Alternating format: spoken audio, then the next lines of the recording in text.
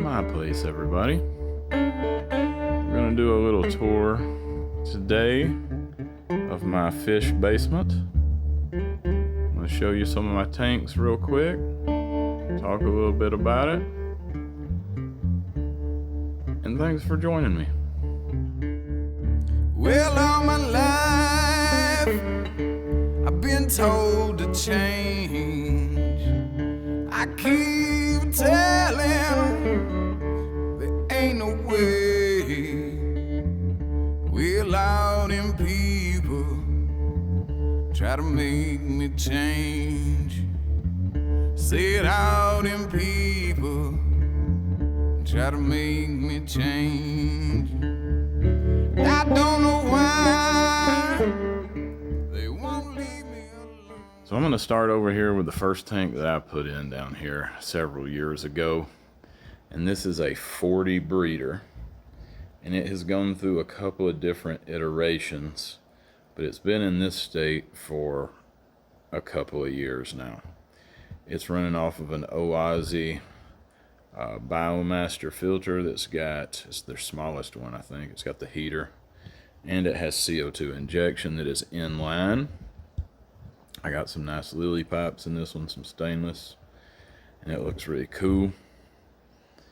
Very healthy tank, very easy to maintain. Again, the whole theme down here is low cost, low maintenance, because I don't like to really spend a ton of time on each tank, and I've got a bunch of tanks, and I've got a little kid that I like to spend a lot of time with. So we've got a lot of cool plants in here, mostly Ludwigia. We've got Limnophilia, and we got a lot of Rotalas in here. And the Rotalas kind of do good, do bad, do good, do bad. There's some Styrogene repens down there in the front too that is in a phase of kind of poor health right now, but it'll come back. Got a really cool Ocelot sword in there that's doing really well. That's hanging on from the first version of this tank that I put together 4 years ago. That plant has stuck around for a while. But these are all wag platies, and there's some shrimp in there banging around, and of course some snails. But that's basically that 40 breeder, and it's up on a stand that I built and secured to the wall. Does really well. I harvest a lot of plants out of there. So it's a really cool tank. A couple of the pink flamingo crypts in there that are finally starting to catch on. Now, the most interesting thing about a lot of my tanks is the substrate and the filter situation. So in this one, I've got a very deep substrate that is mostly fluorite red mixed with the Tractor Supply oil dry stuff that is mixed up in there, and then it has a layer of gravel on top, and it has an under gravel filter. I have never experienced any algae in this tank except for a little coating on the glass. Hopefully I'm not cursing myself by saying that, but that under gravel filter keeps everything moving, and it makes it extremely easy to take care of. I rarely do a water change. I have to top it off occasionally, but that's about it. Under gravel filter, and more or less an inert substrate. I fertilize with most of the time with leaf zone. So that's that one. Let's move over here to this next guy. This is my, sorry with the lights there. See if I can make that stop. I don't know. Give me a second. So moving over here to the next tank. This is my Bonsai Tank, and I'm sorry the light is doing some crazy stuff with the camera. But you see, this is one of my most special tanks here, and it's been up and running for many years now as well. That is a fabricated out of foam island that I constructed back there. And that's made out of insulation foam, polystyrene type stuff. I coated with dry lock and grout, and it's done really well. This is a dirted tank, so it's basically a Wallstead tank for all practical purposes.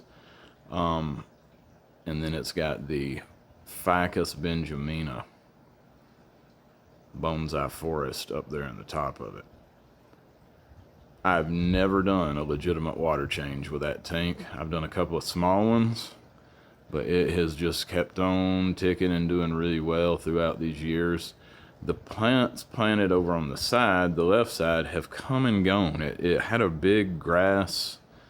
There goes that crazy stuff again. It had a big grass kind of meadow in there going for a while. And then the rotala has kind of grown up, and the cardinalis has grown up in there, and the crypts are really doing very well. It is populated with Japanese blue endlers and some dwarf corydoras. And then we've got some variety of ficus up there growing with the Ficus benjamina. We got Ficus pumila and quercifolia. It's just a really cool tank. Everybody likes that one when they come in. It's a little bit of DIY with the cool island and everything. Just brings a little something different to the room. And then just to the right of him, we've got the one that everybody likes to talk about the most, which is the Stump, the Cypress stump. And it has got a lot of rabbit's foot ferns growing out of the top of it, with Ficus pumila and hemigraphis growing out of the back there. Lots of crypts and anubias populating that tank with a ton of fire red shrimp. It's a really cool tank. The only problems I ever have with that one is the water tends to get tanned up pretty quickly. So, excuse the lights. The tannins of the water of the stump really tan the water out, so I have to I put a little filter in there every once in a while that doesn't actually filter it, just runs it through some Purigen and takes that out. We got another one down here. Let's see if we can get away from that flashing light. This is an interesting tank. This is probably the most low maintenance possible. These guys are black flame endlers, and this is what I refer to as the duckweed tank. And that is a thick, thick mat of duckweed. Now, why do I let that do that? Because it keeps the water really clean. Those guys have been breeding and reproducing in there for a long time, and I test the water pretty regular compared to these other ones, and it never really gets out of sort. I've never had any problem with it up to this point. There's a couple of shrimp in there, and there's a Nerat snail that's about 5 years old hanging out in there. But that little colony just kind of takes care of itself. I have to take some of this anacris, I think is what that is. I have to pull some of that out from time to time, and then pull some of that duckweed out occasionally. And that's really what cleans the water in this tank, is just removing some of that plant material and just letting everybody go as they are. They seem to be really happy and doing really well. See some shrimp floating around in there doing their things. It's all very successful and just kind of self-sustaining. It's really cool. Right over here next to them, I have basically just a shrimp tank. This is a 20 long. It's got fire red shrimp in there, and there's a bunch of babies. But this tank is basically just sitting here getting ready for the red dragon guppies that I have in my outdoor tank to come in and spend the winter in there. And then below them, we got a regular 20 gallon that's got fire reds in it, and that's just their permanent home. They hang out down there. It's having some issues in that tank. I've redone it a couple times since it got started, but it is not growing the plants the way I want it to. Long story short, and I can't figure out why, but the shrimp seem to be doing really well, so I'm just letting it cruise for right now, and I might redo it in a couple months. Next to this one, we've got the, get out of this philodendron's way. Over here we've got the red dragon guppies, and these guys get a little bit of light from this window that faces northeast, so they get some natural light. and I really do think that it benefits the color and their health. I've got several colonies, 3 different colonies of these red dragon guppies, and this one right here is the most healthy. These 2 tanks, this one and the one above it that has sword tails, these both are only running off of under gravel filters. Nothing else but an under gravel filter. And they have, they've got the oil dry substrate, the top one with sand cap, and the bottom one has a gravel cap on top of that. And this top tank, it's mostly limnophilia, growing really slow. These are super low light tanks right here with that under gravel filter. Is the lowest setting on that 10 watt light, or I'm sorry, 25 watt LED light. It's dimmed down as far as it will go. I got some boosts and some Anubias cruising around in there, doing okay. But I wanted this tank specifically here to go real slow and to try to keep the algae to a minimum and let these swordtails breed, and that is absolutely what has happened. You can see that I've got some juveniles bebopping around in there, so they're really doing good. Same kind of thing is going on right down here with those red dragons as far as the low light, and you'll notice that massive moss forest back there is just doing fantastic. We got some Anubias, and we've got some Java fern in there, and it's all really, really healthy, doing really great. Now I'm gonna step back right quick. This is my kind of my houseplant corner, my little pond corner, and you can see back in here there is an indoor Medaka pond. Little sponge filter, just keeping water moving back there. But that pond is a really neat, really neat Medaka setup for indoors. I've had it going for multiple years now, maybe 3 years. It's got a lot of cool plants planted back there in the little emergent area where I've got calcined clay is my substrate, and I've just got rocks kind of piled up there.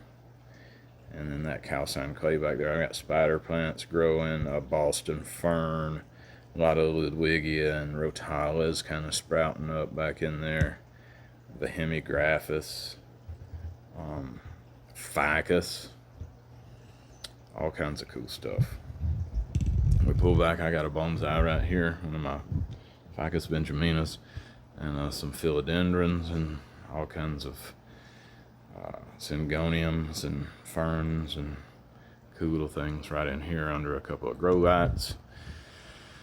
As we move over here, oh man, this is an interesting tank, but that is a beautiful Hoya, if any of you are into houseplants. That is my Crimson Princess, and she is just going crazy this year. Beautiful plant. Anyway, back to the tanks. This is one of the more interesting setups that I have. I've done a couple of experiments with this, and there's some things that we can all, I think, appreciate about what's going on with this particular 60-gallon breeder. It's populated by about 18 Black Phantom Tetras, and they're doing really well. Those guys are fun to watch. But I set this tank up a real specific way. I wanted to try something different. I wanted to have a section that was planted and then lit, and I wanted to have another section that was dark for the most part and was filled up by the roots of the terrestrial plants. So I started this tank off with these Monstera deliciosas growing in here, and a bunch of syngoniums and palms and Monstera Brazil and all kinds of things, Photonia, lots of different plants up here growing in the back of this and rooting down into the tank. Now, we do this for you guys that are just getting into aquariums and ponds. We do this so that those plants will pull the excess nutrients out of the water. All the fish waste is utilized by the plants, and it's a symbiotic relationship that makes the plants healthy, it makes them easy to take care of, and it keeps the aquarium very clean and maintenance free. This tank, I have maybe done one water change in its entire life. I top it off from time to time because those Monsteras do transpire a lot of water out of this tank. But I only have to top it off. I really don't do a water change. It stays very clean. The other interesting thing about this is I just recently changed that bulb. The light on this, I changed it from one of those LED floodlights that you get on Amazon for $10. I swapped it out for a Sandsea grow light. And I use these Sandsea grow lights, and I've used them for a while. They're all over my house. I've got a lot of different versions of them. They do really great, but they have a darker spectrum of light than the traditional LED floodlight. I'm not exactly sure how this is going to turn out in the end, but I'm about 3 weeks into this experiment, and I have much more plant growth going in here. That was expected because the PPFD rating is much higher on this grow bulb. But what I'm waiting to see is if algae is going to erupt in here or not.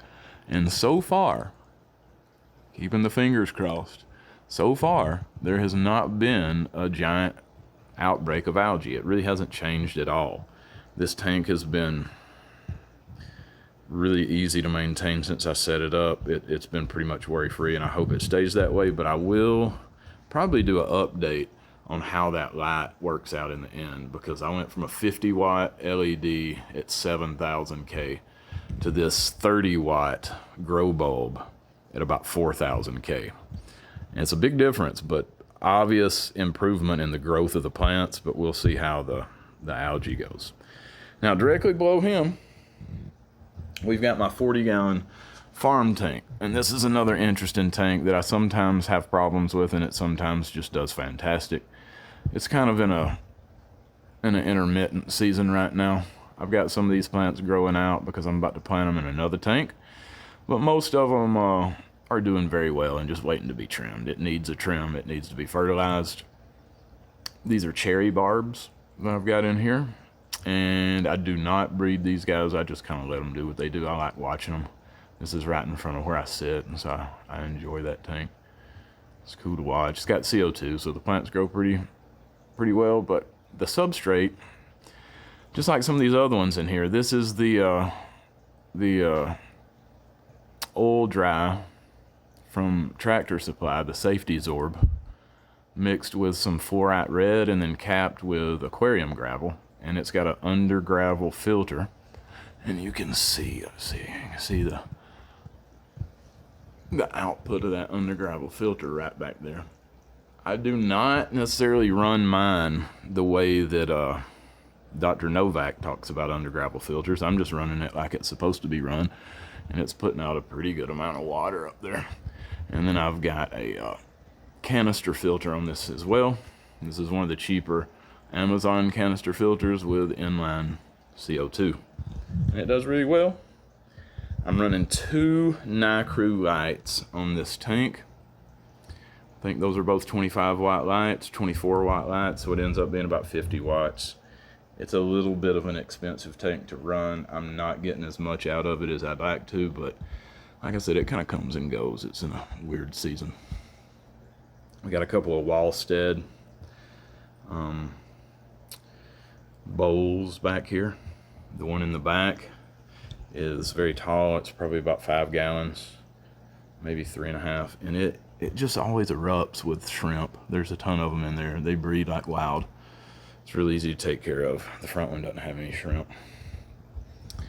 Moving on through the room, we go over here to the big cube. This is a 35-gallon rimless cube. I think it's a Lifeguard brand. But it's really neat, man. It's like a lot of water in there. It's remarkable. You look really deep into it. But it has been going through a little bit of a fit here lately, but cleared up real nice. And I'm waiting to populate this with some of my fish from outdoors. I haven't quite decided what I'm going to put in there, but I am going to put some orange shrimp into this guy. As I've kind of hinted at in a couple of other my videos, Rotala, for me, is a plant that sometimes does really well and sometimes does really bad. Ludwigia is very consistent for me. I can grow all of it, but Rotala, sometimes it does good, sometimes it does bad. And this is one of those tanks where A few months ago it looked great, and now it can't quite get it going. But we've got some good out of the water plants going up here. I've got a really good batch of them, and you can get a good look at how I put those together with the 2 pieces of filter foam. I just kind of sandwich a lot of those plants' root systems between the filter foam. I cut a couple of pieces and then just use some bonsai wires, what I usually do, to hang it on the back of the tank. And we've got hemigraphis and photonia and maranta and ficus, all kinds of cool stuff. And that ficus out of that one grows all the way across my log there, and it's getting a thick trunk on it. It's pretty cool. But I have to trim those roots back pretty regular, and I've let it go just a little bit, and I'll show you what happens is you get roots growing through your pre-filter on the hang on the back right here. So that's not good. I got to get in there and maintain that. But that's about the only maintenance that this tank needs besides cutting that limnophilia back. Funny thing about that tank, 35-gallon cube, there's no light. All of that plant growth right there has been from the ambient light from this guy over here and from this grow light up here, which is 100-watt Sansi grow light for like grow tents and stuff. But that's all it does. I don't have to, there's no CO2. There is a CO2 little thing back there, but I don't have it hooked up right now. But I will eventually get CO2 back on that. And that is a Tetra Whisper filter, which I've heard people shit talk these before for being loud.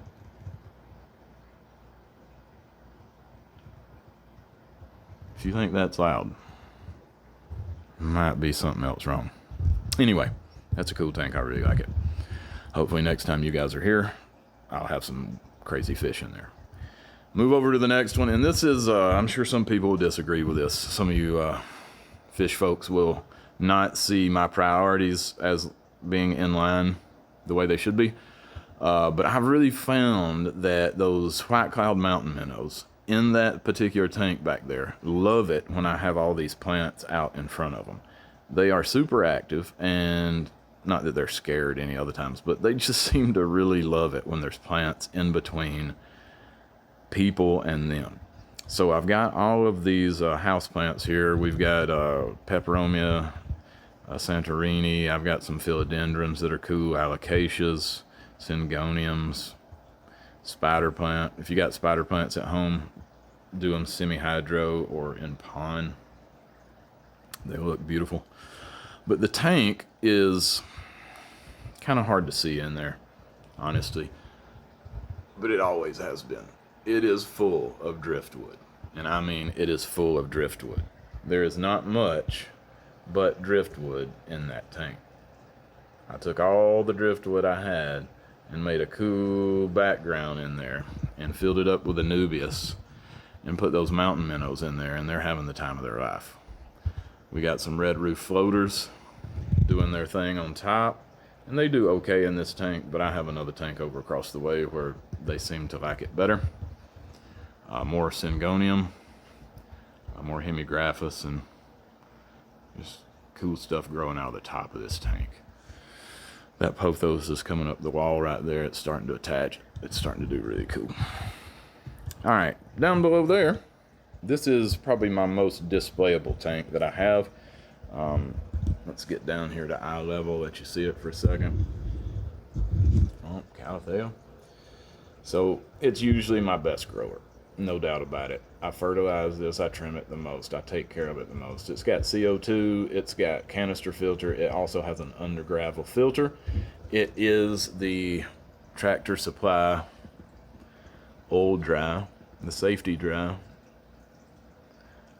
stuff, safety Zorb, I'm sorry, mixed with fluorite red, just like old Dr. Novak talks about. But I run my under gravel filters a lot different, and this one is low on water. I got to top him off, but I actually left it like that so you guys could see, because I really enjoy this tank. It's down at like knee level, and the light I have on it is some pop something off of Amazon. You can't get it anymore. I would tell you what the name of it is, but it's unavailable now. But it's really strong. It's kind of the most expensive light I have, and it does really good. It's very programmable, but it's super bright, and it caused a lot of algae everywhere. So I really like it the way I've got it now, where it's about a foot above the water level, and I can look in at the top of this tank. So I can view it kind of as a pond and get to it really easily, or I can sit back in my chair and kind of see it from that angle, which it looks good both ways if you ask me. That giant alocasia is really blowing up in the corner there. I've got a cool tank hidden back in there that's not worth talking about too much. Cherry shrimp, homemade filter. It's an interesting thing. We got a little guy right here. If any of you have limited space, get one of these. I think this is a 2.5 gallon tank, a rimless top. I've got a matte filter that I made in there. It's just really easy to do. Just a sponge with a hole in it, and it pulls the water through there, and you can see how many cherry shrimp are in this tiny little tank. Now this is another experiment where I did the dark start method with this little tank because I just wanted to see what it would do, how that went. And I have never had a lick of algae in that thing since I've had it. I threw that hornwort in there not too long ago just to keep some extra alive, and it took off. But that tank has been literally maintenance free. I've done nothing to it, and it produces hundreds of shrimp. Just like I have to give them away. Next to it, we've got a 5 gallon that's basically the same way. It has no filter. I just have a little bit of an air stum running back in there. Just chock full of cherry shrimp, man. If you're having trouble breeding cherry shrimp, something is wrong, because they are really, really hardy these days. I got another Wallstead bowl right here that is topped with some of the coolest Riccia. And that's LRB Riccia right there. Anybody knows LRB, Lucas Brett's, that's some of his Riccia. And it's just really cool the way it grows in there, and the shrimp love it. A lot of Hoyas in my houseplant collection right here, and this Biete philodendron is super cool. Got some of my bonsai up here. Let's walk around over here and we'll see the rainbow fish. These are my sapphire Medaka here that are growing out a little bit. I'm going to put those out for the wintertime so they can hardy up, or I might leave them in, I don't know. They tend to be more healthy when you put them outside. But this tank is my 60 breeder full of rainbow fish. And I've got 3 turquoise and 3 bozemanis, and I've got a algae eater in there who's kind of a little bit of a bully, and then I've got a whole bunch of emerald corydoras.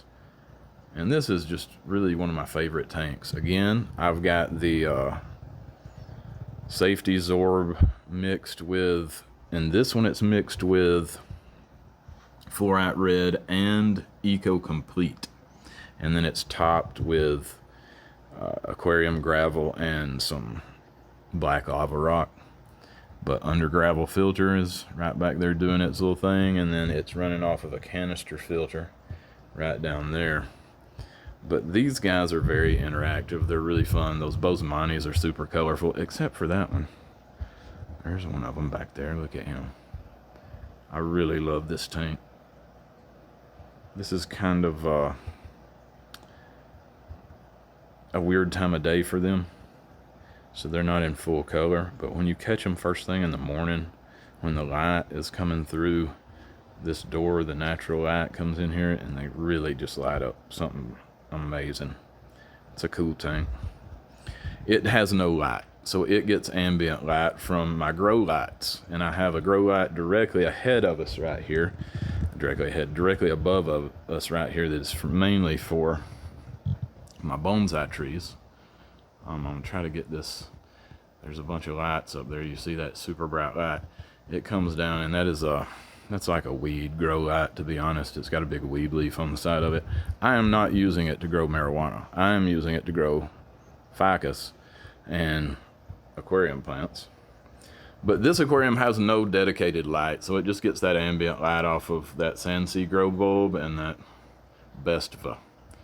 Got a lot of Monstera hanging around in the back, Hemigraphis, some rabbit's foot fern, some orchid living in there. Lots of cool things happening right there. Below it, I have a breed of guppies that I created. This is what I call the Georgia Sunshine Guppy. And they're just a really cool kind of orange and yellow, but the females stay pretty interesting as well. And that's just a 20 long with an under gravel filter, and that's all it has. It's got a big crenum in there and some crypts. And this one actually has this cool tuft algae growing. And I kind of like that. It's like a moss. It doesn't spread very much. It's a cool little tank. Guppies, they just kind of take care of themselves, you know. We got more of the black flame endlers right here. This is a neat little tank. We got some Corridoras in there. And next to them I have another colony of my red dragon guppies. And these guys don't get natural light nearly as much as the other two colonies. And there's a little bit of a difference. You can tell. It's not massive, but like you can tell that they're just not quite as colorful. But the rocks in this tank are really cool, I think. Really neat. Right next to them, I have a little 10-gallon that is full of orange shrimp. And it is just powered by a little air stone that circulates that water. That's all they need. And those are orange Neocaradinas. And so I'll distribute those to a couple tanks. Pull them back. Again, that's my little grow table where I have my bonsai. Some of those ficus I've had for almost 30 years. I love plants. That's why I got into fish tanks, because I like the plants. Then we move over here. Oh, and let me turn these lights on. These are manual lights. I don't have them on the timer. But this is my little shrimp rack. And so I have several tanks here just dedicated to Caridina and Neocaridina shrimp. This is a newly set up tank right here. I'm trying some new things with it. This is aqua soil, and it has a base of fluorite black that had been in a tank previously. They had kind of given me some problems, so I took it out, washed it off with dechlorinated water, and used it as a substrate base to kind of keep the bacteria in there. But it has a 10-watt Sandseed grow light that I'm using. And again, to try to test the difference between the 10-watt Sandseed at like 4,000 Kelvin, and right next to it is a 10-watt LED floodlight at about 6,500 Kelvin. And testing just to kind of see the algae reaction to those. I know they'll both grow plants, obviously. But this one, if you look close, has had a lot of problems with algae. But these are Yellow King Kongs, Caridina shrimp in both of those tanks. We go down here, we got some orange Neocaradinas. We got a really weird tank where I had bought some Blue Dreams, and I only got females. I got like 10 females, so I had to wait around forever, see if they would breed, and they never bred, so I ended up just throwing a red male in there, and then all of a sudden I have a mix of weird colored shrimp. So we'll just see how that turns out over time. This tank, particularly cool, really nice rock pile I've got going on back there. The plants are kind of hit or miss in this one. I'm not sure. I think it's going through some growing pains. But the livestock, the shrimp in here, have been doing really well. And I've got a really good line of my red cherries in here, alongside the Yellow King Kongs. So these are red Neocaradinas right next to the yellow Caridinas. So they will not mix. They will always stay the colors they are, and they are really coexisting in here very well. My water is particularly soft. It's about 60 TDS out of the tap, sometimes lower. I run it into my water can right here. And if you use Rubbermaid products, they are all food safe. I put it in there, put some dechlorinator, and you'll notice I've got a pump in there, and I can pump it out and do water changes pretty easy anywhere I want in here. But my water is very soft, so the Caridina shrimp do just fine with no RO. I've got some LRB fire red shrimp right down there, and that colony is doing really good. I've got more orange neos right there. And then we'll pull back and come over to this little guy, which is a 14-gallon cube. And it has Medaka, some of my platinum Medaka in there. And this is a really neat cube that has some out of the water plants and is coated very well in red root floaters. So it's a very, very, very low maintenance tank that I don't have to do hardly anything to. We've got a peace lily about to flower right there, and lots of very healthy out of the water plants.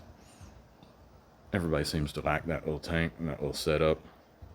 It's running on a very slow sponge filter with a 10-watt LED, so it's super low cost, super low maintenance. Little bit of maybe cyanobacteria down there, and I'll talk more about that in the future, but it's not bothering anything. It's doing pretty good, if that's what that is. Could just be algae. All right, let's move over here. We are almost done here, folks. If you're hanging with me, I'm surprised. It's probably have fallen asleep already, but this is my 75-gallon community tank, and I'm very proud of this tank. It's been a real success. Everything has been very healthy in there. My plant setup on the top is coming along. I'm about to merge this with these guys in some way. I just hadn't quite figured out how.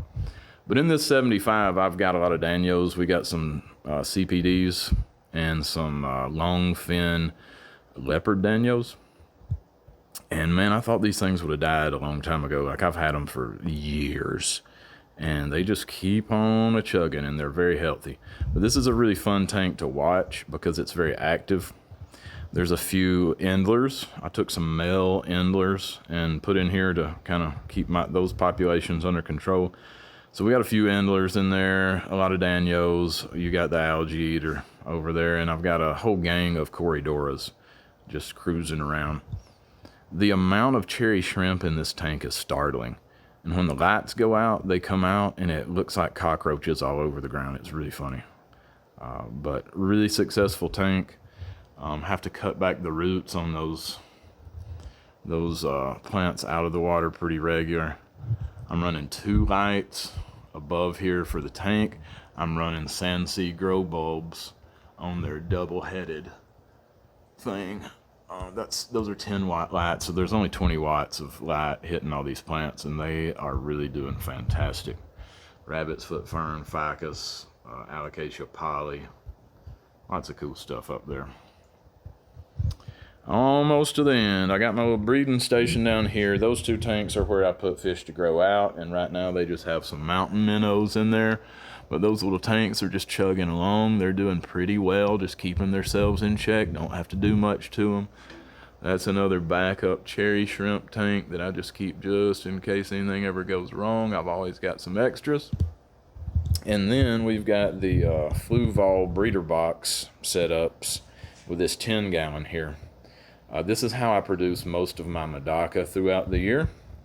I will pull the eggs and put them in the respective breeder box and let them hatch in there, and then move them outside. That seems to be the easiest way for me to do it. I run a little sponge filter in the main body of water, and I turn that heater on when I need to, but most of the time it is not even plugged in. That's what's happening down there. And then the last little things we've got to talk about are these guys, which are coming to the end of their life cycle, I'm afraid. I had already started to break down some tanks over here at the end of the room because I wanted to basically just move stuff all over into the same area because that's where I spend most of my time. I don't get to look at these as much as I would like. So it's got a big grow light, 50 watts running there. So it's running some power for me. So I want to kind of economize this. But these 3 10-gallon tanks have done exceptionally well. These 3 on the right are all just cherry shrimp. I mean, that's just all cherry shrimp. And so I'm going to probably keep that one running, just move it. More cherry shrimp. But this guy, this third one is like something happened with its water condition, and it made it just perfect for those red root floaters. These red root floaters are literally 4 inches, 5 inches, maybe 6 inches tall right here. I mean, those are all red root floaters, and they have just erupted into these other tanks, but they're not really rooting over there. They're still all rooting out of here. And you can see that their roots have reached the substrate. So whatever is going on in that tank, it is perfect conditions for those red root floaters. I've got some more of my sunshine guppies right here, which are going to go over with their buddies when I tear this down. But my main concern is the cool out of the water environment that I've got going on up there. So I'm going to try not to ruin that too much. Those ficus, that variegated ficus pamila is really, those are hard to get going like that and to kind of shingle on something. And then I've got some pilia that looks cool too. So anyway, that's my fish room. I hope you guys enjoyed the little tour. I kind of find it a little bit foolish to do self-tours of these things, but I mainly wanted to document this. So as I do some upgrades or things are tested, different things happen, that I can come back and say, well, you know, if you want to see how this was last year or 2 years ago, you can go back and check it out. And I don't think that many of you guys are going to be super excited about it, but at least myself, I can come back and look at this stuff and say, well, look at how much I have improved over this time. So thank you guys for joining me. If you have watched this far through the video, man, I really do appreciate it. I'm really surprised, and I'm greatly honored. If you would like and subscribe to my channel, that would be a super awesome thing. It really does help keep these videos from just fading away and nobody ever seeing them again. Any comments are welcome. If you want to hate on what I'm doing and call me a fool, that's fine. If you like it and you want to tell me about it, I would love that. Now, here's the thing. How much does all this cost? And I said I would let everybody know towards the end of the video. I have done extensive testing. I have run the numbers multiple times, and overall, 45 tanks in here, 45 bodies of water in this basement room, and a lot of lights. It costs me, on average, about $55 a month, and that is almost exclusively in electricity. For the lights, there's a little bit of cost in the filters. The canister filters run a little bit of power. The hang on the back filter runs a little bit of consistent power all day. But I only run my lights for about 4.5 to 5 hours, sometimes 6 hours, depending on the time of the year. I run them at night so they don't compete with the air conditioning during the day. They help heat the house in the evening. And I live in Georgia, so Georgia Power does do price gouging. They raise the price of our power during certain hours of the day in the summer. So I have all this stuff on Wi-Fi timers to try to avoid their price hikes as much as I can. And so some months it's more like, you know, $48. Some months it's more like $60-something. But it averages out to about $55 a month. I'm 50 years old, or almost 50 years old. I don't have any other hobbies. I just go to work and come home and do this stuff. So I figure it's not that expensive of a hobby when you put it like that. Lots of people, when they come over and they see all this, they go, oh my God, didn't this cost a fortune? And I think most of those people are thinking about, you know, the fish tank they got for their kid and how they bought the filter, and it said you got to replace the disposable filter cartridges 1,000 times a month or something. I mean, I do so little maintenance in here. I do very few water changes. On a new tank, I may do 1 or 2 water changes in the first couple of weeks, but that's it. Most of these tanks only get topped off, and they only have lights that are running 4, 5, maybe 6 hours a day. My plants, I'm very attached to my plants. I love my house plants and my ficus and my bonsais. And so I do spend a little extra money with those, but I'm factoring these grow lights into that amount. So this whole room costs me about $55 to $60 a month. And I'm very happy with it. I run a dehumidifier in my little side room right back in there, and it keeps it nice and dry. We've got a sauna we use. It's really cool. Anyway, thank you guys for joining me. I really do appreciate it. And I'll see you the next time around.